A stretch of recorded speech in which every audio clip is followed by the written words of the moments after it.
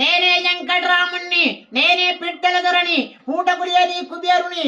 అయ్యా ఒక బస్సు అయ్యి, అమ్మ దొరగా సంబయ్యి, తానే తందనాన దిమిది రాజ్య పొందనాన. చూటలుడి అని తుపాకి బట్టి, నేను మాటలతోటి కోటలు కట్టి, మాటలకి భోన బాబుని, పూటకుడి అని కుబేరుని. 60 ఎకరాల అంగురు తోట హైదరాబాద్ ఉన్నది, నాకు 30 ఎకరాల చెరుకు తోట సికింద్రాబాద్ ఉన్నది.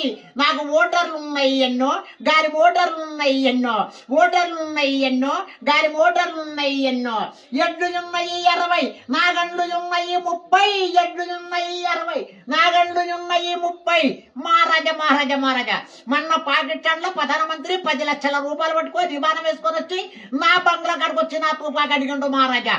ఇస్తనాల తుపాకి, వర్షనాల తుపాకి 370 గుండ్లు పడతాయి నా తుపాకిలా. పాకిస్తాన్ ఓడిపోయింది నా తుపాకిందా, అమెరికా పోయింది నా తుపాకిందా, కర్ణాటక ఓడిపోయింది నా తుపాకిందా. ఎదురు కాల్పనలో ప్యాస్ అయిపోయింది మహారాజా నా తుపాకి. అందరి తుపాకిలో ఇనుప గుండ్లు పెడితే నా తుపాకిలో మడిచి గుండ్లు పెట్టినా. ఇక దీనికి తోటాలు ఏం పెట్టనుకున్నావు, మా మామది గుండు, మా అత్తది మందు, నాది తుపాకి. మొన్న తుప్పిని వాడితే దెబ్బ తుప్పలు కలిసిపోయింది, మెకాని కొడితే ఏడ్చ కలిసిపోయింది.